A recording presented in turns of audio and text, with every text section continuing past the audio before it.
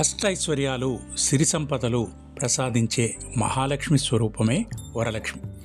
ఆ దేవుని వీలైనంత అందంగా అలంకరించి పూజించే పర్వదినమే వరలక్ష్మి వ్రతం. అమ్మని ప్రతిష్ఠించి పూజించడము, పిండి వంటలు నివేదించడము, సాయంత్రం తోటి మహిళలకు వాయినాలు ఇవ్వడం, ఇలా చేసే విశిష్టమైన పండగే వరలక్ష్మి. ఈ వరలక్ష్మి వ్రతంలో ఎన్నో విశిష్టతలు ఉన్నాయి. ఇలాంటి విశిష్టమైన వరలక్ష్మి వ్రతంపై ఇప్పుడు చర్చ నడుస్తుంది. వరలక్ష్మి వ్రతం ఈ ఏడాది ఎప్పుడు చేసుకోవాలి? రెండో శుక్రవారమా లేదా పౌర్ణమి ముందు వచ్చే శుక్రవారమా? దీనిపై రకరకాల వ్యాఖ్యానాలు వినిపిస్తున్నాయి. పండితులు ఒక్కొక్కరు ఒక్కోలా చెప్తున్నారు. చివరగా వచ్చే కన్క్లూజన్ ఏంటంటే దాని గురించి కూడా చూద్దాం. దీని గురించి పండితులు గరికిపాటి గారు, సామవేదం, చాగంటి వారు కూడా విశ్లేషణలు అందించారు. ఆగస్టు 21 శ్రావణ మాసం రెండో శుక్రవారం. సాధారణంగా ఎవరైనా ఈ రోజునే వరలక్ష్మి వ్రతాన్ని ఆచరిస్తారు. అయితే ఆగస్టు 28 పౌర్ణమి తిథి, శ్రావణ మాసం మూడో శుక్రవారం రెండూ కలిసి రావడంతో కొంత గందరగోళం ఏర్పడింది. పౌర్ణమికి ముందు వచ్చే శుక్రవారం అయినా పౌర్ణమితో కూడిన శుక్రవారం అయినా ఒకటే అని శాస్త్రం చెబుతోంది. ఈ క్రమంలో ఆగస్టు 28న వరలక్ష్మి వ్రతాన్ని ఆచరించాలని మెజారిటీ పండితులు చెబుతున్నారు. ఈ ఏడాది వరలక్ష్మి వ్రత నిర్ణయంలో కొంత విభిన్నత కనిపిస్తుంది. శ్రావణ పౌర్ణమి తిథి శుక్రవారాన్ని స్పృశించడం వల్ల ధర్మ నిర్ణయంలో పేర్కొన్నట్లుగా నోపాంతే భార్గవాదినే అనే నియమం ప్రకారం పూర్ణిమ వచ్చిన తిథి శుక్రవారం రోజునే వరలక్ష్మి వ్రతం ఆచరించవచ్చనే నియమం మనకి కనిపిస్తుంది. ఆ ప్రకారం చూస్తే ఆగస్టు 28నే వరలక్ష్మి వ్రతాన్ని ఆచరించాలని మెజారిటీ పంచాంగకర్తలు సూచిస్తున్నారు. మెజారిటీ పండితులు చెప్తున్నట్టు ఆగస్టు 28వ తారీఖు పౌర్ణమి తిథి వేళ వరలక్ష్మి వ్రతాన్ని ఆచరించాలంటే చిన్న చిక్కు వచ్చి పడుతోంది. ఇంతకీ అదేంటంటే పూర్ణిమ తిథి ఆగస్టు 28వ తేదీన సాయంత్రానికి లేదు. మరి 28వ తేదీ సాయంత్రం లేనప్పుడు వరలక్ష్మి వ్రతాన్ని ఎలా నిర్వహిస్తారు అనే సందేహం వస్తుంది. స్వతహాగా వరలక్ష్మి దేవిని శ్రావణ శుక్రవారం వేళ కొంతమంది పొద్దున్న పూట, కొంతమంది సాయంత్రం వేళ ఆచరిస్తారు. మెజారిటీ ఇళ్లలో తెలుగు రాష్ట్రాలలో సాయంత్రం పూటనే పూజ చేస్తారు. మహాలక్ష్మి ఆరాధనకు సాయంత్రం వేళ ఎంతో విశిష్టమైనదిగా భావిస్తారు. అందుకని ఎక్కువ మంది శ్రావణ శుక్రవారాల్ని సాయంత్రం వేళనే ఆచరిస్తారు. మరి సాయంత్రం ఆచరించే వాళ్లకు ఆగస్టు 28వ తేదీ పౌర్ణమి గడియలలో 28వ తేదీ సాయంత్రం లేనందున ఆ రోజు చేయటానికి వీలు కాదు. అలాంటి వారందరూ ఖచ్చితంగా ఆగస్టు 21వ తారీఖునే చేసుకోవాలి.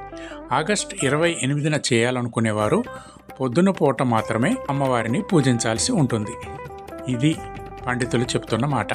మెజారిటీ అభిప్రాయం ప్రకారం ఆగస్టు 28 అని చెబుతున్న తెలుగు రాష్ట్రాలలో ఆగస్టు 21నే వరలక్ష్మి వ్రతాన్ని ఎక్కువగా ఆచరిస్తున్నారు. సాయంత్రం వేళ చేసే పూజలకైనా ఉదయం వేళ చేసే పూజలకైనా ఆగస్టు 21 అనుకూలమైనది.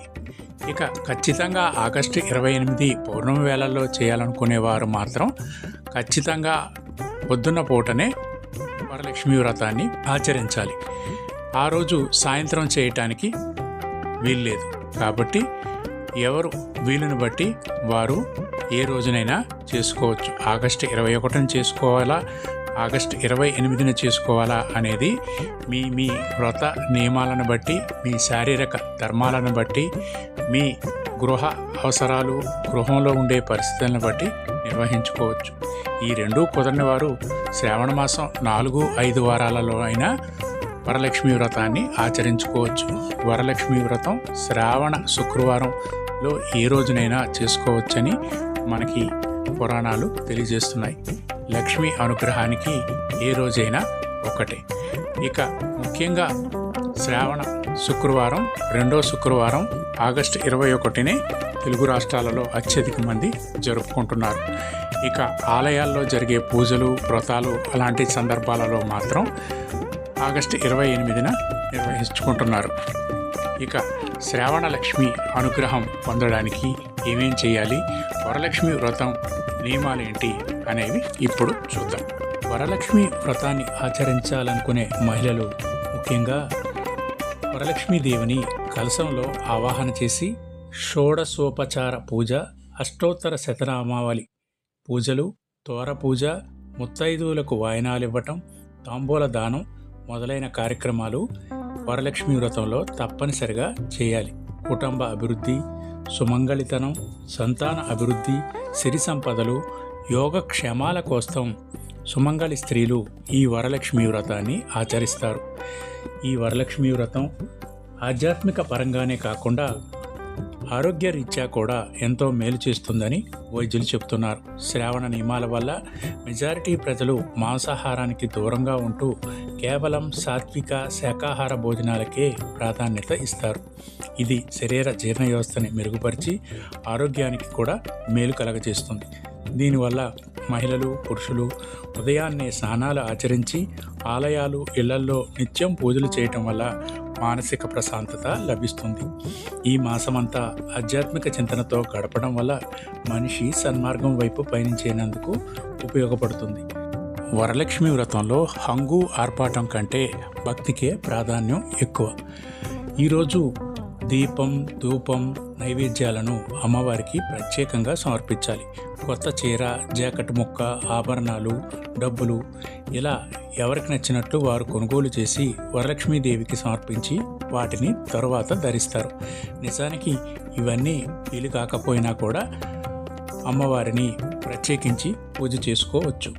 ముఖ్యంగా అమ్మవారిని ఓం శ్రీ మహాలక్ష్మి నమః అనే మంత్రాన్ని 108 సార్లు జపిస్తే కూడా అద్భుతమైన ఫలితాలు వస్తాయి.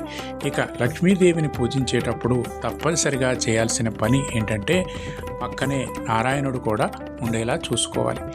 వరలక్ష్మికి సమీపంలో ఎక్కడైనా లక్ష్మీనారాయణుల ఫోటో కానీ, లక్ష్మీనారాయణులకు సంబంధించిన విగ్రహం కానీ పెట్టడం వల్ల లక్ష్మీదేవి మరింతగా సంతోషిస్తుంది. ఖచ్చితంగా వరలక్ష్మి వ్రతంలో ఈ నియమాన్ని పాటించాలి. ఇక వరలక్ష్మి వ్రతంలో కలశం పెట్టకుండా కొంతమంది పూజిస్తారు. కలశం లేకుండా పూజించడం వరలక్ష్మి వ్రతంలో సాంప్రదాయం కాదు. కలశం అంటే శుభానికి, సంపదకు, దైవ సాన్నిధ్యానికి ప్రతీక. ఖచ్చితంగా వరలక్ష్మీదేవిని ఆరాధించేటప్పుడు కలశాన్ని ఏర్పాటు చేసి పూజ చేయాలి. కొబ్బరికాయ, మామిడి ఆకులతో అమ్మవారి ముఖాన్ని అలంకరించి కలశాన్ని తప్పకుండా ప్రతిష్ఠించి పూజించాలి. అలాగే 9 ముడులు వేసిన తోరాన్ని పూజ చేసి చేతికి కట్టుకోవాలి. ఈరోజు ఖచ్చితంగా వరలక్ష్మి అష్టోత్తర శతనామావళిని చదివి అమ్మవారికి పుష్పాలతో పూజ చేసుకోవాలి. శుభ్రమైన ప్రదేశంలో బియ్యం మీద కలశాన్ని ఏర్పాటు చేయాలి. దానిపైన కొబ్బరికాయ, మామిడి ఆకులు ఉంచి అమ్మవారి ముఖంతో అలంకరించాలి. కుంకుమ, పసుపు, పూలు, గాజులు, నైవేద్యం వంటి పూజా సామగ్రిని ముందే సిద్ధం చేసుకొని అమ్మవారికి సమర్పించాలి.